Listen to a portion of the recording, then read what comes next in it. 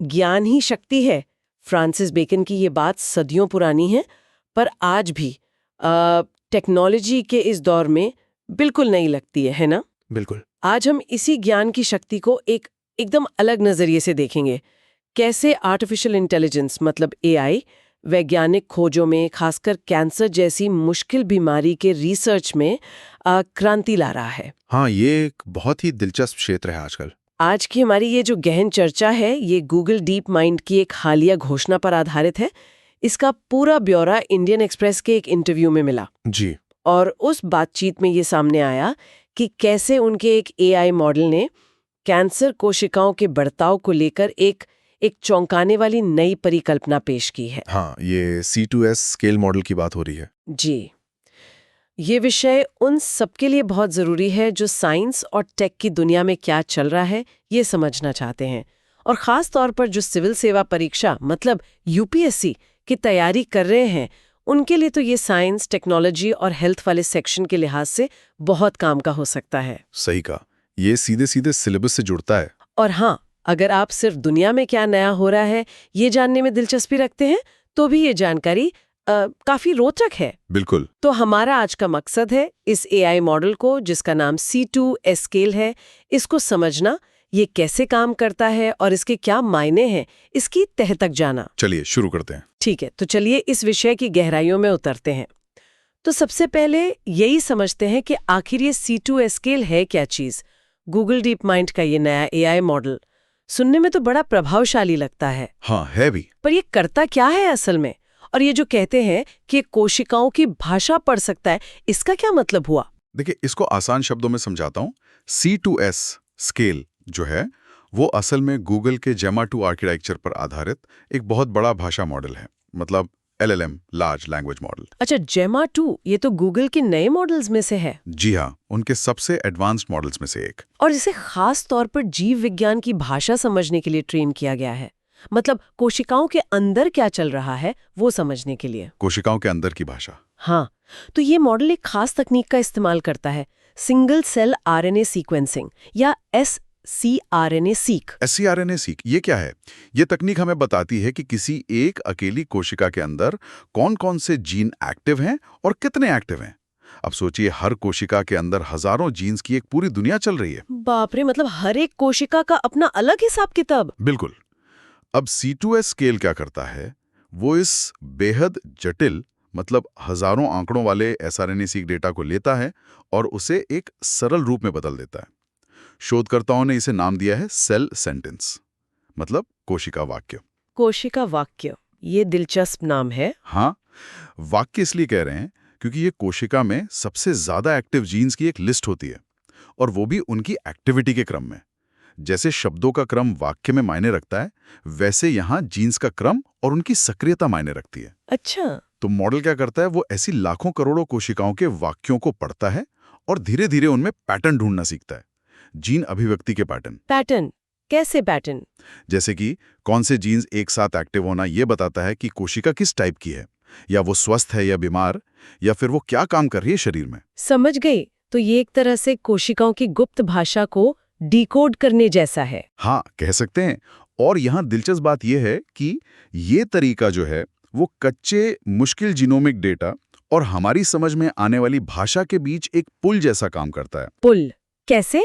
क्योंकि इसकी वजह से वो बड़े भाषा मॉडल जो अब तक सिर्फ टेक्स्ट या कोड समझते थे, वो अब कोशिकाओं के बारे में मुश्किल सवालों के जवाब भी नेचुरल लैंग्वेज में दे सकते हैं। ओह, कई वैज्ञानिक इसे सिंगल सेल एनालिसिस के फील्ड में एक पैराडाइम शिफ्ट मान रहे हैं, मतलब सोचने और काम करने के तरीके में एक बुनियादी बदलाव। ये तो वाकई में सोच बदलने वाली बात है। तो क्या इसी क्षमता का इस्तेमाल करके एआई ने कैंसर कोशिकाओं के व्यवहार के बारे में वो नई परिकल्पना पेश की जिसका आपने शुरू में जिक्र किया था? जी हाँ, बिल्कुल। यहाँ बात सच में दिलचस्प हो जाती है। ये खोज क्या थी, क्या पता लगाया एआई ने? बिल्कुल, देखिए, हमारा जो इम्यून सिस्टम है, प्रतिरक्षा प्रणाली, वो लगातार शरीर में गश्त लगाता है ना? हाँ। और वो कैंसर जैसी खराब कोशिकाओं को ढूंढकर खत्म करने की कोशिश करता है। पर दिक्कत यह है कि कैंसर कोशिकाएं बहुत चालाक होती हैं। वो अक्सर इम्यून सिस्टम से छिपने के नए तरीके निकाल लेती हैं। हाँ, ये तो सुना है, इम्यून सिस्टम को चकमा दे देती हैं। एग्जैक्टली। तो हमने मतलब डीप माइंड के शोधकर्ताओं ने मॉडल से एक मुश्किल सवाल पूछा। क्या सवाल? हमने कहा ऐसी दवाएं खोजो जो कैंसर कोशिकाओं को इम्यून सिस्टम के लिए ज्यादा दृश्यमान बना सकें, मतलब उन्हें इम्यून सिस्टम की नजरों में ले आएं। अच्छा। लेकिन एक खास शर्त थी, दवा को एक कंडीशनल एम्पलीफायर की तरह काम करना था। कंडीशनल एम्पलीफायर, ये क्या होता है? मतलब वो एंटीजन प्रेजेंटेशन को, ये वो प्रक्रिया है जिससे कोशिकाएं इम्यून सिस्टम को अपनी पहचान बताती हैं, उसे सिर्फ तभी बढ़ाए जब इंटरफेरोन का लेवल कम हो। इंटरफेरॉन, ये तो इम्यून सिस्टम का एक जरूरी सिग्नल है। हाँ बिल्कुल, ये इम्यून सिस्टम को एक्टिवेट करता है और कैंसर कोशिकाएं अक्सर इसी इंटरफेरॉन सिग्नल को दबाने की कोशिश करती हैं ताकि वो छिपी रह सकें। ओए, तो मतलब दवा सिर्फ तब काम करे जब कैंसर कोशिका छिपने की सबसे ज्यादा कोशिश कर रही हो, ठीक उसी वक्त उसे इम्यून सिस्टम के सामने ले आए। ये तो कमाल की बात है। हाँ, लक्ष्य यही था, बिल्कुल पिन पॉइंटेड। और मॉडल ने जो भविष्यवाणी की वो सच में चौंकाने वाली थी। क्या भविष्यवाणी की? उसने सेलमिटासर्टिब नाम की एक दवा की पहचान की। ये दवा पहले से मौजूद है पर किसी और काम के लिए जानी जाती है। हाँ, अच्छा, सिलमिटासेटिव। हाँ, मॉडल ने कहा कि ये दवा खास तौर पर जब इंटरफेरॉन सिग्नलिंग कम हो तब एंटीजन प्रेजेंटेशन को काफी ज्यादा बढ़ा सकती है। अरे वाह, ये तो बिल्कुल अप्रत्याशित होगा। बिल्कुल, ये भविष्यवाणी इसलिए महत्वपूर्ण है क्योंकि सिलमिटासर्टिव को मूल रूप से इस काम के लिए नहीं जाना जाता था। ये कैंसर से लड़ने का एक बिल्कुल नया तरीका हो सकता है जो एआई ने सुझाया। पर ये तो अभी सिर्फ एआई की भविष्यवाणी है ना? जाहिर है, बिल्कुल, ये सिर्फ एक एआई जनित परिकल्पना है। अभी से लैब ने और फिर क्लिनिकल ट्रायल्स में पूरी तरह से परखना बाकी है। लेकिन ये एक बहुत ही फोकस्ड और अनएक्सपेक्टेड शुरुआती पॉइंट है। ऐसा पॉइंट जो शायद पारंपरिक तरीकों से सालों में भी सामने नहीं आता। ये सोचना ही गजब है कि एक कंप्यूटर प्रोग्राम उन पैटर्न्स को देख सकता है जिन्हें इंसान शायद पकड़ ही ना पाए। आपने बताया कि इसे 50 मिलियन से ज्यादा कोशिकाओं के विशाल डेटा सेट पर ट्रेन किया गया था। जी हाँ, 50 मिलियन से भी ज्यादा। कोई एआई इतनी बड़ी और मतलब इतनी उलझी हुई सेलुलर जानकारी को समझ कैसे लेता है? क्या ये सिर्फ रट्टा मारना है या कुछ और भी है? नहीं, ये सिर्फ रटना बिल्कुल नहीं है। ये सीखने की एक बहुत ही, कह सकते हैं, परिष्कृत प्रक्रिया है। सिलमिटासर्टिब जैसी भविष्यवाणी करने या दवा खोजने जैसे मुश्किल काम करने से पहले C2S स्केल को एक बहुत कड़े प्री ट्रेनिंग फेज से गुजारा गया। प्री ट्रेनिंग मतलब? गया। ये डेटा अलग-अलग टिश्यूज, बीमारियां और हालात को कवर करता था। अच्छा, और प्री ट्रेनिंग के दौरान मॉडल को सीधे मुश्किल सवाल नहीं दिए गए। उसे पहले जीव विज्ञान के कुछ बेसिक काम सिखाए गए। बेसिक काम जैसे? जैसे दिए गए सेल सेंटेंस के आधार पर यह अंदाजा लगाना कि ये किस टाइप की कोशिका है, या ये किस टिश्यू से आई है, या यहां तक कि बिल्कुल स्क्रैच से एक असली जैसी दिखने वाली नई कोशिका का सेल सेंटेंस बनाना। ओह, तो एक तरह से पहले उसे जीव विज्ञान की एबीसी और ग्रामर सिखाई गई, उसके बाद उससे निबंध लिखवाया गया। हाँ, आप ऐसा समझ सकती हैं, बिल्कुल। इन बेसिक कामों में महारत हासिल करके मॉडल क्या करता है, वो जीन अभिव्यक्ति के जो मूलभूत नियम हैं, जो पैटर्न हैं, उनको सीखता है। अच्छा। इसे हम एक तरह का जैविक अंतर्ज्ञान कह सकते हैं, बायोलॉजिकल इंट्यूशन। ये रटने से बहुत आगे की बात है। ये पैटर्न पहचानने और उसे सामान्य बनाने की क्षमता है। जैविक अंतर्ज्ञान, ये शब्द बड़ा दमदार है। हाँ, और यही क्षमता उसे बाद में नई अनदेखी जानकारी को समझने और उस पर तर्क करने, मतलब लॉजिक लगाने में मदद करती है। ठीक है। यहाँ एक और महत्वपूर्ण सवाल उठता है, और वो है एआई के पैमाने का, मतलब स्केल का महत्व। ये मॉडल 27 बिलियन पैरामीटर्स का है। ये बहुत बहुत बड़ा है। 27 बिलियन पैरामीटर्स, ये सुनने में इतना विशाल लगता है, लेकिन जीव विज्ञान की जटिलताओं को समझने और नई खोजों के लिए इस बड़े स्केल का असल में क्या मतलब है? क्या सिर्फ बड़ा होना काफी है? नहीं, स्केल यहाँ सिर्फ साइज की बात नहीं है, ये क्षमता की बात है। देखिए, जीव विज्ञान जो है वो अविश्वसनीय रूप से जटिल है। हाँ, ये तो है। एक कोशिका में हजारों जीन होते हैं, शरीर में खरबों कोशिकाएं हैं, और ये सब लगातार एक दूसरे से बात कर रही हैं, सिग्नल भेज रही हैं। एक बड़ा मॉडल जैसे कि ये 27 बिलियन पैरामीटर वाला C2S स्केल, उसमें इन अनगिनत छोटे छोटे रिश्तों, पैटर्नों और अपवादों को सीखने और याद रखने की क्षमता कहीं ज्यादा होती है। मतलब ज्यादा याद रख सकता है? याद रखने से भी ज्यादा सीख सकता है। एआई में स्केलिंग लॉज नाम की एक जानी मानी चीज है। Scaling laws? हाँ, इसका मतलब है कि जैसे जैसे मॉडल बड़े होते जाते हैं, वो सिर्फ धीरे धीरे बेहतर नहीं होते। एक पॉइंट के बाद उनमें अक्सर पूरी तरह से नई, अप्रत्याशित क्षमताएं विकसित हो जाती हैं। इमर्जेंट कैपेबिलिटीज कहते हैं इन्हें। इमर्जेंट कैपेबिलिटीज मतलब जो छोटे मॉडलों में नहीं होती। बिल्कुल, जो छोटे मॉडलों में होती ही नहीं है। तो सेल्यूलर लेवल पर जीवन की जटिलता को समझने जैसी बड़ी समस्या के लिए, सच में नई बायोलॉजिकल समझ पैदा करने के लिए ये विशाल स्केल शायद जरूरी है। अच्छा, तो मतलब सिर्फ ज्यादा डेटा रटना नहीं है, बल्कि एक साइज के बाद एआई में कुछ नई काबिलियतें अपने आप उभर आती हैं। ये तो जीव विज्ञान जैसी जटिल चीजों को समझने के लिए बहुत जरूरी लगता है। हाँ बिल्कुल। और एक और पहलू है जो इसे और भी शक्तिशाली बनाता है, वो है इसका multi modal approach. Multi modal, इसका क्या मतलब है? इसका मतलब है कि ट्रेनिंग के दौरान C2S स्केल को सिर्फ कच्चे सेल सेंटेंस नहीं दिए गए, उन सेंटेंस को इंसानों द्वारा दिए गए कॉन्टेक्स्ट के साथ जोड़ा गया। कॉन्टेक्स्ट जैसे कि? जैसे वैज्ञानिक एनोटेशंस, मतलब टिप्पणियां, कोशिका किस टिश्यू से आई है या किस बीमारी से जुड़ी हुई है उसके लेबल, और यहां तक कि उन रिसर्च पेपर्स के एब्स्ट्रैक्ट्स भी जिनसे ये डेटा लिया गया था। ओह, तो ये मल्टी मॉडल ट्रेनिंग ही शायद वो चाबी है। एआई सिर्फ जीनोमिक डेटा नहीं देख रहा, बल्कि उसे वैज्ञानिकों के लिखे नोट्स और रिसर्च पेपर्स के संदर्भ में समझ रहा है। सही पकड़ा आपने। क्या इसी वजह से वो ऐसी परिकल्पनाएं बना पा रहा है जो शायद पहले किसी ने सोची भी नहीं? ऐसे मॉडल सिर्फ पैटर्न नहीं देखता, बल्कि उन पैटर्न्स का मतलब समझना सीखता है। मतलब समझना? हाँ, वो ये समझने लगता है कि जीनों का एक खास पैटर्न सिर्फ एक लिस्ट नहीं है, बल्कि ये असल में इस खास बीमारी वाले मरीज की किडनी में मौजूद एक टी सेल से जुड़ा हुआ है, जैसा कि शायद किसी रिसर्च पेपर के सार में लिखा गया होगा। अच्छा, तो सेलुलर डेटा की दुनिया को इंसानी ज्ञान की दुनिया से जोड़ने की ये जो क्षमता है, यही उसे नई काम की परिकल्पनाएं बनाने की शक्ति देती है। ये तो सचमुच कमाल है कि कैसे अलग-अलग तरह के डेटा को मिलाकर एक गहरी समझ पैदा की जा सकती है। चलिए अब उस भविष्यवाणी पर लौटते हैं कि सिलमिटासर्टिब दवा खास परिस्थितियों में कैंसर कोशिकाओं को इम्यून सिस्टम के लिए ज्यादा विजिबल बना सकती है। जी, एआई ने तो अपनी बात कह दी, पर विज्ञान में तो सबूत चाहिए। तो इस भविष्यवाणी को लैब में कैसे परखा गया? क्या नतीजे वाकई एआई की बात से मेल खाते थे? हाँ, ये सबसे जरूरी कदम था, एआई की बात को परखना। तो शोधकर्ताओं ने इसके लिए लैब में एक्सपेरिमेंट्स किए। किस तरह के एक्सपेरिमेंट्स? उन्होंने मानव neuro endocrine cancer cell lines का इस्तेमाल किया। और ध्यान देने वाली बात यह है कि ये वो कोशिकाएं थीं जिन्हें मॉडल ने अपने ट्रेनिंग डेटा में पहले कभी नहीं देखा था। अच्छा, तो ये एआई का एक तरह से टेस्ट था। हाँ बिल्कुल, उसका इम्तिहान था। उन्होंने एक कंट्रोल्ड एक्सपेरिमेंट डिजाइन किया।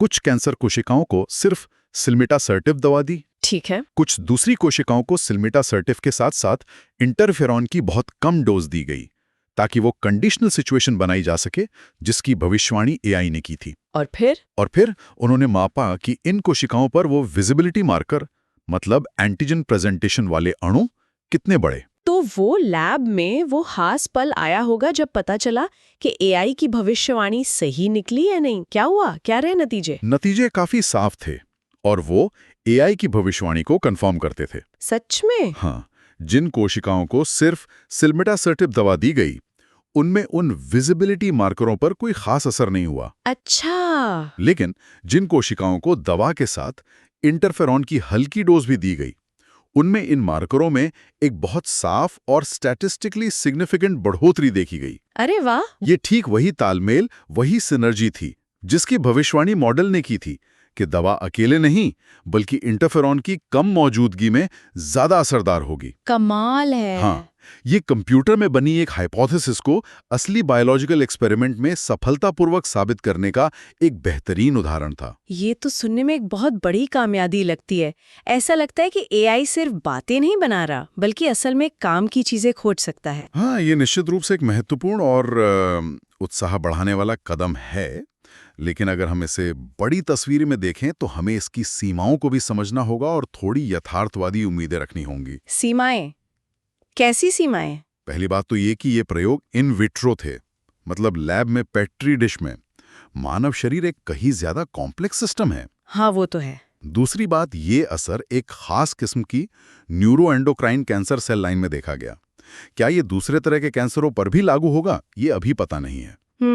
तो निष्कर्ष ये है कि परिणाम बहुत आशाजनक हैं, बहुत प्रॉमिसिंग हैं, लेकिन अभी काफी ज्यादा रिसर्च, जानवरों पर स्टडीज और फिर इंसानों पर क्लिनिकल परीक्षणों की जरूरत होगी। ये समझने के लिए कि क्या ये खोज वाकई मरीजों के लिए एक सेफ और इफेक्टिव इलाज बन सकती है या नहीं। सही बात है। ये कहना अभी जल्दबाजी होगी कि कैंसर का इलाज मिल गया, लेकिन हाँ, ये उस दिशा में एक महत्वपूर्ण सुराग जरूर है जिसे एआई ने सामने रखा है। ये संतुलन बनाए रखना बहुत जरूरी है, उत्साह भी और यथार्थ भी। तो अब इन सब बातों का निचोड़ क्या निकालें? अगर C2S स्केल जैसे AI मॉडल्स कैंसर कोशिकाओं को इम्यून सिस्टम के लिए ज्यादा उजागर करने के तरीके खोज सकते हैं, तो इसका दवा खोज की पूरी प्रक्रिया पर और नई दवाएं बनाने पर क्या असर पड़ेगा, खासकर अगर हम पुराने तरीकों से इसकी तुलना करें? देखिए, पारंपरिक दवा खोज की जो प्रक्रिया है वो बहुत लंबी होती है, महंगी भी बहुत होती है और अक्सर अनिश्चित होती है। हाँ, सालों लग जाते हैं। बिल्कुल, उसमें लैब में हजारों, कभी कभी लाखों केमिकल कंपाउंड्स को एक एक करके टेस्ट किया जाता है, ये देखने के लिए कि क्या उनमें से कोई वो असर दिखा रहा है जो हम चाहते हैं। इसमें सालों लगते हैं और सफलता की दर बहुत कम होती है। बहुत कम। यहीं पर C2S स्केल जैसे AI मॉडल काम आते हैं। वो हमें इन विशाल स्क्रीनिंग एक्सपेरिमेंट्स को इन सिलिको करने की सुविधा देते हैं। इन सिलिको मतलब कंप्यूटर के अंदर? हाँ, कंप्यूटर सिमुलेशन के जरिए। और ये उस स्केल और स्पीड से किया जा सकता है जो असली लैब में मुमकिन ही नहीं है। ये दिखाता है कि AI विज्ञान के लिए सिर्फ एक टूल नहीं है, बल्कि एक शक्तिशाली त्वरक, एक एक्सेलरेटर बन सकता है। तो आप कह रहे हैं कि ये वैज्ञानिकों की जगह नहीं ले रहा, बल्कि उन्हें और ज्यादा शक्तिशाली बना रहा है, उनके काम को आसान और तेज कर रहा है। बिल्कुल सही, आपने सही समझा। ये वैज्ञानिकों को रिप्लेस करने के बारे में नहीं है, बल्कि उन्हें एम्पावर करने के बारे में है। एम्पावर कैसे? AI उन लाखों संभावनाओं में से सबसे ज्यादा उम्मीद जगाने वाले और अक्सर सबसे अप्रत्याशित दवा उम्मीदवारों या रणनीतियों को जल्दी से पहचानने और प्राथमिकता देने में मदद कर सकता है। जैसे इस केस में सिल्मिटासेटिब का वो अनएक्सपेक्टेड कनेक्शन सामने आया। खोज के दायरे को इस तरह से छोटा करके AI रिसर्चर्स को अपना कीमती समय और पैसा उन एक्सपेरिमेंट्स पर लगाने में मदद कर सकता है जहां सफलता की संभावना सबसे ज्यादा हो। अच्छा। इससे क्या होगा कि एक शुरुआती आइडिया से लेकर एक संभावित नई दवा तक पहुंचने का जो टाइम है वो नाटकीय रूप से कम हो सकता है। और UPSC के नजरिए से देखें तो ये समझना बहुत जरूरी है कि AI कैसे रिसर्च और डेवलपमेंट मतलब R&D की प्रक्रियाओं को बदल रहा है और भविष्य में हेल्थ केयर पर इसका क्या असर पड़ सकता है। तो संक्षेप में कहें तो C2S स्केल जैसे AI जटिल जैविक डेटा के समंदर में गोता लगा सकते हैं, उसमें छिपे पैटर्न समझ सकते हैं, नई वैज्ञानिक परिकल्पनाएं बना सकते हैं। बिल्कुल। और जैसा कि हमने कैंसर अनुसंधान के इस उदाहरण में देखा, वैज्ञानिक खोज की रफ्तार को कई गुना बढ़ा सकते हैं। हाँ, ये इसकी क्षमता है। और ये सारी जानकारी हमें मिली गूगल डीप माइंड की शोधकर्ता शेकूफे अजीजी के इंडियन एक्सप्रेस में प्रकाशित इंटरव्यू से, जिसमें उन्होंने इस जबरदस्त काम का खुलासा किया। जी हाँ, उसी इंटरव्यू पर आधारित है ये चर्चा। और ये हमें एक बहुत ही सोचने पर मजबूर करने वाले सवाल पर लाता है। क्या सवाल? हमने कैंसर की बात की, लेकिन कैंसर के अलावा और कौन सी जटिल बायोलॉजिकल सिस्टम्स या बीमारियां हैं जहां कोशिकाओं की भाषा को समझने और रिसर्च को तेज करने का ये AI संचालित तरीका फायदेमंद हो सकता है? हाँ, ये सोचने वाली बात है। जरा सोचिए, अल्जाइमर रोग, पार्किंसंस, ऑटो इम्यून बीमारियां जैसे रूमेटॉइड आर्थराइटिस या मल्टीपल स्क्लेरोसिस, ये सभी बीमारियां सेलुलर लेवल पर बेहद जटिल प्रक्रियाओं का नतीजा हैं। सही कहा। क्या AI इन क्षेत्रों में भी इसी तरह की सफलताएं दिला सकता है? क्या ये वहां भी नई खोजों की कुंजी बन सकता है? ये एक बड़ा सवाल है। निश्चित रूप से ये सोचने वाली बात है और भविष्य की अनगिनत संभावनाओं की ओर इशारा करती है।